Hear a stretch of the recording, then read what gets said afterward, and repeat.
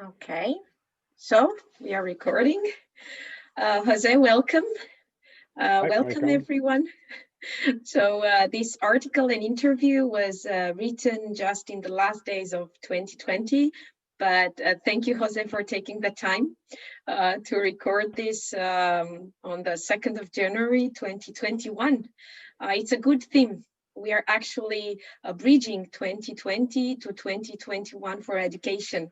And this article guest is teacher José María Díaz Fuentes. I met Jose in August 2019 in a very special course, Integrated Curriculum Teaching Global Skills. I never guessed how important the teachers that were in that course would become for me and the work that I'm doing. Jose won a prize for the World Teacher, but he will tell you more about this. As said, this interview is bridging what 2020 meant for education. It was a turning point or turning upside down in absolutely everything, including education. And with Jose, it was a pleasure and a moment to stop and celebrate as well what 2020 meant for education, so we can take it further to 2021. Okay, he will tell you about him, so no more talking from my side. Just the first question. Jose, who are you as a teacher? Greeting all from Spain. For 30 years, I have been working for the integral education of my secondary students. In the best way, I have been learning, trying to relate areas such as physics, chemistry, technology, and computer science. I am an older teacher, but I am well aware that changes are constantly taking place in the world of education. That is why I am constantly involved in training processes, lifelong training. So I communicate it to my coworkers and also to my students. Sometimes the changes are desirable and occur with frightful slowness. This is great inertia for true change. Other times, the changes are imposed by political whims of each region, and I think that it does not help to advance in the right way. Therefore, as my mother says, I am a little ant worker who is taking a step after step and patiently building the future. Thank you very much. I wanted to mention, but now it's a good time, that when I met Jose, he inspired STEAM in absolutely every moment of the course.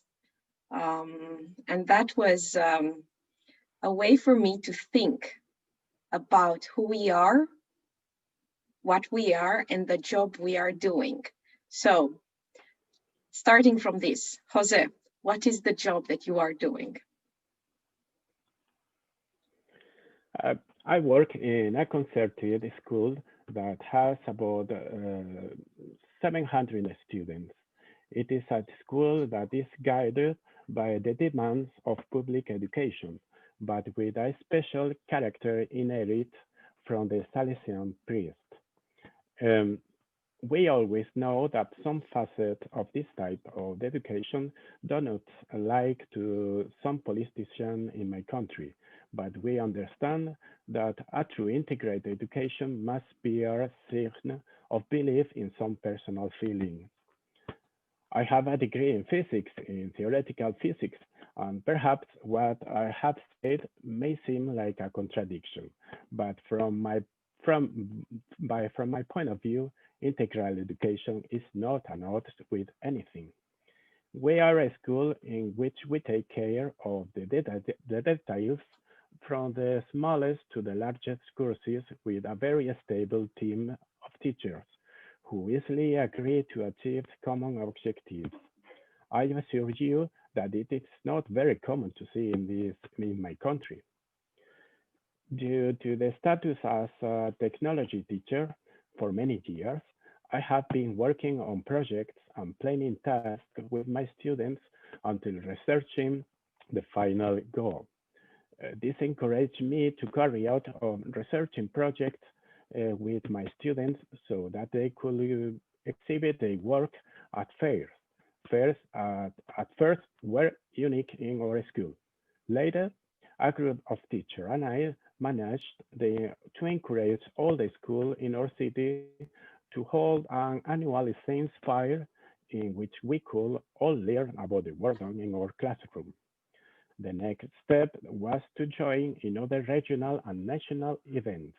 Our students and also their parents are strongly agree with the initiatives, and each year we have many students who want to participate voluntarily, even from their free time in the afternoon.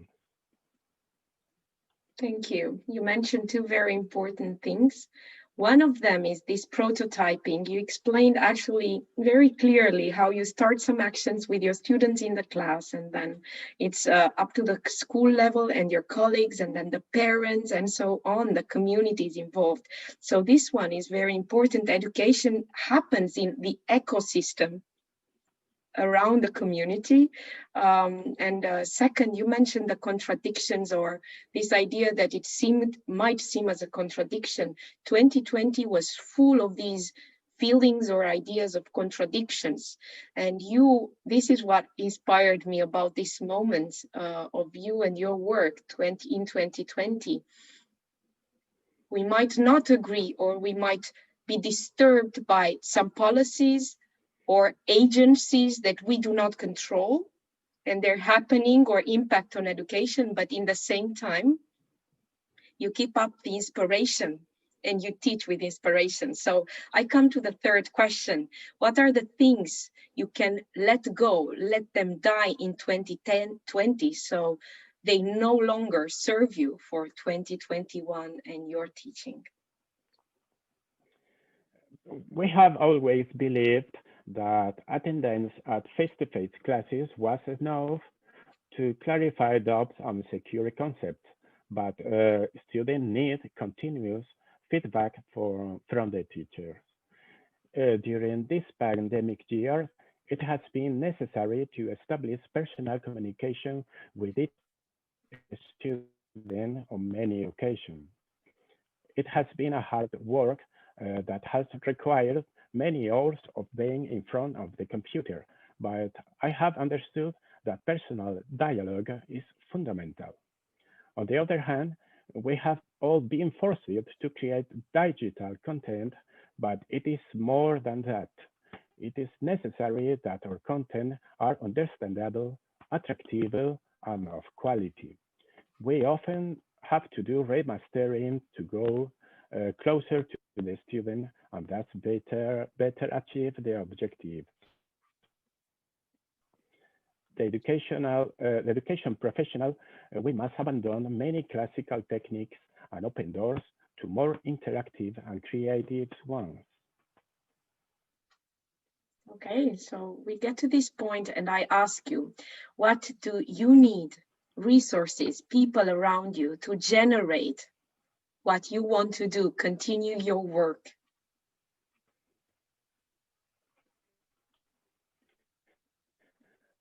For the past 3 months, we have been experimenting with way of teaching. Students come to school every other day, and those who stay home receive assignments online.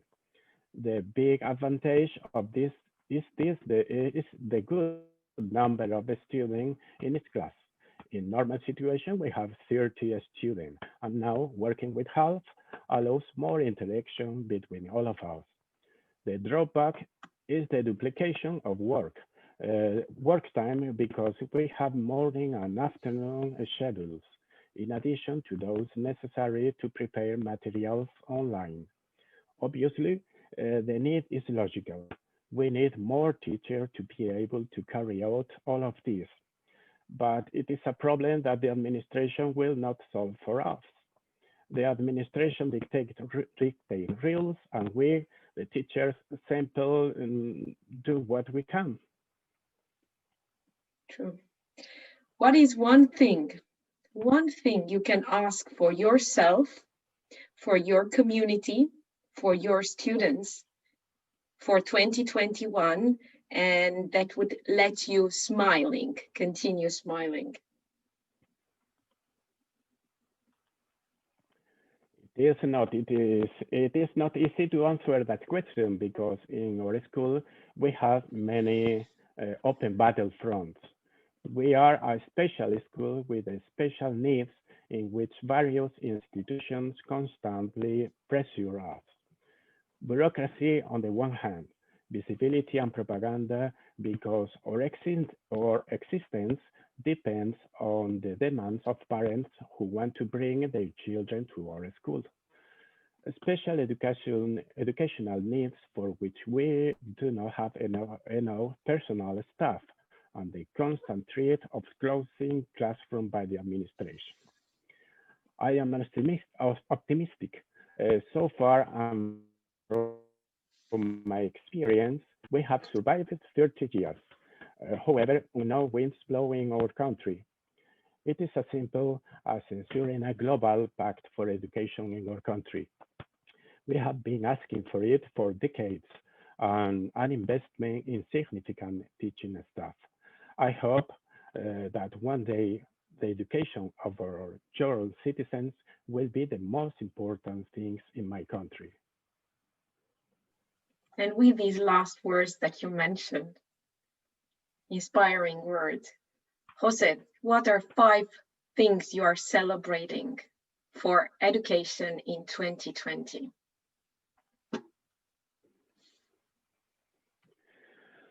I think it happens to all of us. From my first day of class, I already talk about showing my students all those things that made me fall in love with the science. But it is not an easy task. The fuse that light that love is not clear how it is lit. I have tried 1,000 times without knowing results because our students leave our school at 16 years old. Sometimes the older students write us and greet us with words of thanks, and that comforts all the students. Lately, I have received hundreds and hundreds of expressions of affection from my students, from parents, and even other professionals of education. I must be grateful for the opportunity I had about 6 years ago to open up to the international field through the scientific community. My appointment as a scientific ambassador was a mockery for some, I have to say, but I am very proud of the work done in that environment and for the help received by many European teachers. Working with the scientists has made me grow and learn a large number of educational techniques consistent with the 21st century. I also appreciate the lifelong learning opportunities that SchoolNet Academy and School Education Gateways provide. I think I have attended about 35 courses, making lesson plans for each of them and constructively assessing the work of European colleagues. I must also emphasize my commitment to learning the English language so that I can perform better in this task.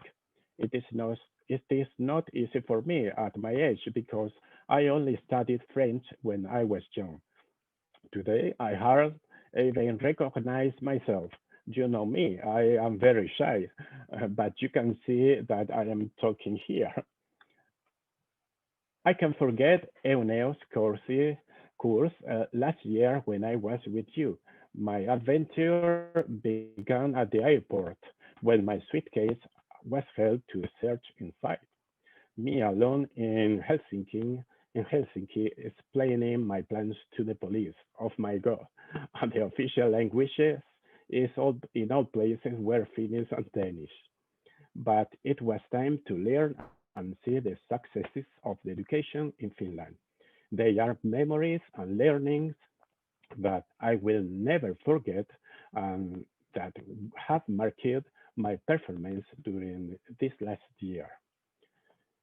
The 2 trips to CERN in Geneva 2017 and 2018 have also made my life to learn the didactics of fundamental particle physics and to be able to teach my students the most important advances in this matter. My 21-day stay in the International High School Teacher Program helping me making new friends from all the world and led me to experience a new successful project with my students. I appreciate the good luck with my family, the minor consequences that occurred in this COVID pandemic. We are all safe, even my mother, who is very old.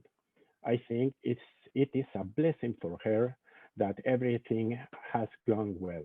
And it is a joy and an honor for me that she can hear we are talking about today. Recently, I received the AKA's Global Teacher Award 2020. It's a great honor for me, but from the first moment when I heard the news, I have thanked everyone around me, everyone who are near me, and all who are thousands of miles away.